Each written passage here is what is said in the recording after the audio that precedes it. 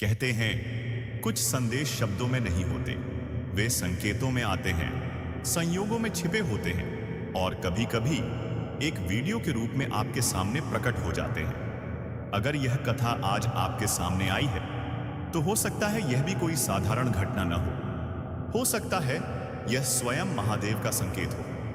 वाराणसी की संकरी गलियों में रहने वाला आरव पिछले कई महीनों से बेचैन था। नौकरी में असफलता, घर में कलह है, मन में भय। उसे लगता था जैसे उसके जीवन के सारे द्वार बंद हो चुके हैं। उस रात भी वह छत पर बैठा आसमान को देख रहा था। चंद्रमा आधा था, आसमान शांत था, पर उसके भीतर तूफान था।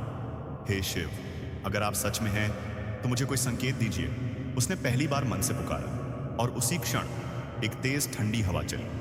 पास के मंदिर की घंटी अपने आप बज उठी। आरव सिहर गया।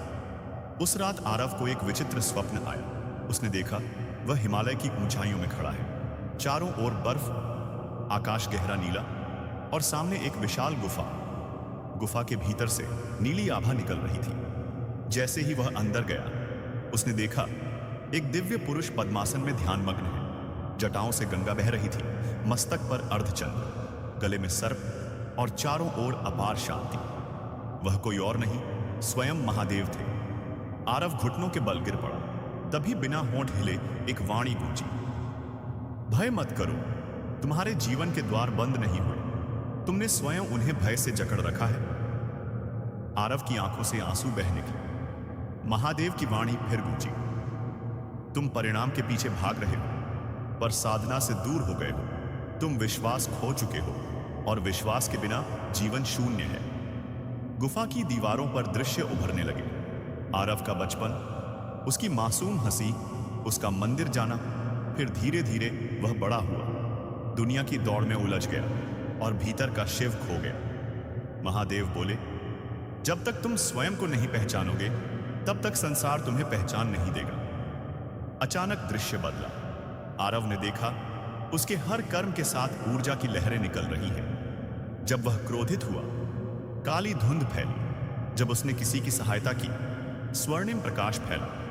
महादेव बोले, कर्म केवल क्रिया नहीं, ऊर्जा है और यह ऊर्जा तुम्हारे जीवन का मार्ग बनाती है। तुम परिवर्तन चाहते हो तो पहले अपनी ऊर्जा बदलो। आरव ने कांपते हुए पूछा, भगवान, मैं इतना डरा हुआ क्यों रहता हूं? महादेव की आंखें धीरे से खुली। उनमें पूरा ब्रह्मांड घूम रहा था। क्योंकि तुम भविष्य के भ्रम में जी रहे हो। जो हुआ नहीं उससे डर रहे हो, जो बीत गया उसे पकड़े बैठे हो। वर्तमान ही सत्य है और वर्तमान में मैं हूं। अचानक गुफा में डमरू की ध्वनि गूंजी। हर ध्वनि के साथ आरव का भय टूटता गया। महादेव बोले, आज रात तुम्हारी दहलीज पर एक संकेत आएगा। यदि तुमने उसे पहचान लिया तो तुम्हारा मार्ग खुल जाएगा। आरव ने पूछा, कैसा संकेत प्रभु? जिसे तुम संयोग समझोगे वही मेरा संदेश होगा। गुफा की रोशनी तेज होने लगी। सब कुछ विलीन होने लगा। आरव अचानक जाग गया। सुबह हो चुकी थी। सब कुछ स्वप्न जैसा लग रहा था, पर उसके हृदय में शांति थी। शाम होते होते वह फिर बेचैन होने लगा। क्या सच में कोई संकेत आएगा? रात के ठीक 12 बजे दरवाजे पर दस्तक हुई। वह घबरा गया। धीरे से दरवाजा खोला। सामने एक वृद्ध साधु खड़े थे। बेटा, पानी मिलेगा? आरव ने उन्हें अंदर बुलाया। पानी दिया। साधु मुस्कुराए, डर मत, जो ढूंढ रहे हो वह तुम्हारे भीतर है। यह कहकर वे चले गए। आरव स्तब्ध रह गया। उसे स्वप्न की बात याद आई। संयोग ही मेरा संदेश होगा। अगले दिन से आरव ने छोटी छोटी बातें बदलनी शुरू की। सुबह जल्दी उठना, AUM नमः शिवाय का जप, किसी की मदद करना, क्रोध पर नियंत्रण। धीरे धीरे उसका मन शांत होने लगा। एक सप्ताह बाद उसे अचानक एक पुरानी कंपनी से कॉल आया। इंटरव्यू दिया और नौकरी मिल गई। पर इस बार वह उतना उत्साहित नहीं था, क्योंकि उसे समझ आ चुका था सफलता बाहर नहीं, भीतर है। कुछ महीनों बाद आरव फिर वाराणसी के उस मंदिर में गया। रात थी। मंदिर लगभग खाली था। उसने शिवलिंग पर जल चढ़ाया। अचानक उसे वही नीली आभा दिखी। क्षण भर के लिए उसे लगा महादेव स्वयं मुस्कुरा रहे हैं। वाणी गूंजी, जब तुमने स्वयं को बदला तभी संसार बदला। यही मेरा संदेश है। आरव की आंखें बंद हो गईं। हृदय में अद्भुत शांति उतर आई। और शायद यह संदेश केवल आरव के लिए नहीं था। अगर यह कथा आपके सामने आई है तो हो सकता है महादेव आपको भी कुछ बताना चाहते हो। कहते हैं जब साधक पहला संकेत पहचान लेता है तब ब्रह्मांड उसके लिए अगला द्वार खोलता है। आरव के जीवन में परिवर्तन तो आ चुका था, पर यात्रा अभी पूरी नहीं हुई थी। उसे नहीं पता था कि जो शांति उसे मिली है वह बस शुरुआत है। नौकरी मिल चुकी थी, घर का माहौल सुधर गया था, मन में विश्वास लौट आया था। फिर भी कभी कभी रात में उसे वही नीली आभा दिखाई देती। एक रात ध्यान करते समय अचानक उसके कमरे की हवा भारी हो गई, जैसे समय थम गया हो। दीवार पर लगी घड़ी रुक गई और उसी क्षण उसके सामने वही हिमालय की गुफा प्रकट हुई। इस बार वह स्वप्न नहीं था, वह जाग रहा था। गुफा के भीतर महादेव खड़े थे, पर इस बार उनका स्वरूप अलग था। जटाएं खुली हुई, नेत्र प्रचंड, त्रिशूल से अग्नि निकल रही थी। आरव कांप गया। महादेव बोले, तुमने परिवर्तन सीखा, अब तुम्हें सत्य जानना होगा। अचानक चारों ओर दृश्य बदलने लगे। उसने देखा लोग जन्म ले रहे हैं, मर रहे हैं, रो रहे हैं, हंस रहे हैं। सब कुछ एक चक्र में घूम रहा था।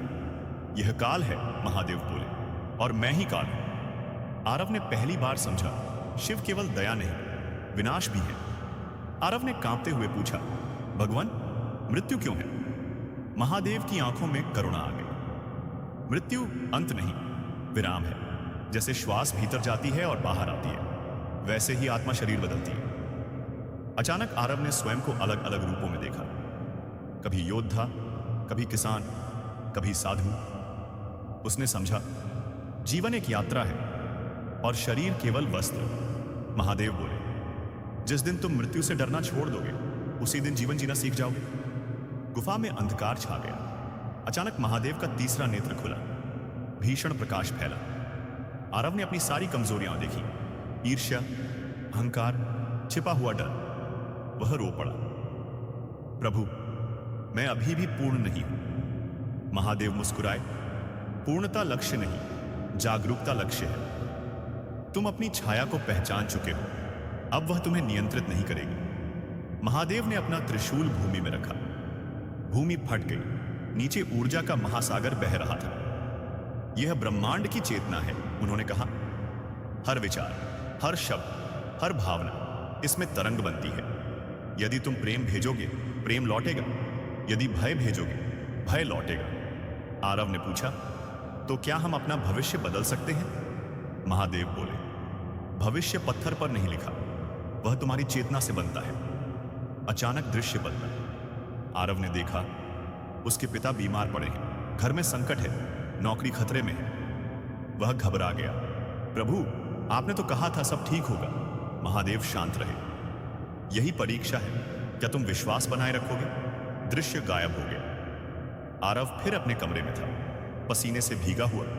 उसे समझ आ गया, परिवर्तन का अर्थ समस्या का अंत नहीं, बल्कि दृष्टिकोण का बदलना है। उस रात आरव मंदिर गया। घंटियां बज रही थी, लोग भजन गा रहे थे। वह शिवलिंग के सामने बैठ गया। प्रभु अब मैं कुछ नहीं मांगता, बस मुझे स्वीकार करना सिखा दीजिए। उसके भीतर गहरी शांति उतर आई। अचानक उसे लगा जैसे पूरा ब्रह्मांड उसकी श्वास में समा गया हो। महादेव की वाणी अंतिम बार गूंजी, मैं बाहर नहीं हूं, मैं तुम्हारे भीतर हूं। जब भी तुम साहस चुनोगे वह मैं हूं। जब भी तुम क्षमा करोगे वह मैं हूं। जब भी तुम सत्य पर अड़िग रहोगे वह मैं हूं। मेरा संदेश सरल है, अपने भीतर के शिव को जगा लो। अगली सुबह आरव पहले जैसा नहीं था। चेहरे पर तेज था, आंखों में स्थिरता। समस्याएं अब भी थी, पर भय नहीं था। वह हर दिन ध्यान करता, लोगों की सहायता करता, क्रोध आने पर मौन हो जाता। धीरे धीरे लोग कहने लगे, तुम बदल गए हो। आरव मुस्कुराता, नहीं, मैं खुद को पा गया हूं। और अब अगर यह कथा आप सुन रहे हैं तो हो सकता है यह केवल कहानी ना हो सकता है आपके जीवन में भी कुछ बदलने वाला हो। आज रात जब आप सोने जाएं, एक क्षण के लिए आंखें बंद करिए और पूछिए, हे महादेव आपका संदेश क्या है? शायद उत्तर शब्दों में ना, पर एक शांति के रूप में आएगा, और वही शांति सबसे बड़ा आशीर्वाद है।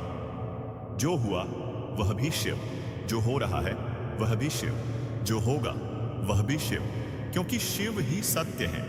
हर हर महादेव। आर्स।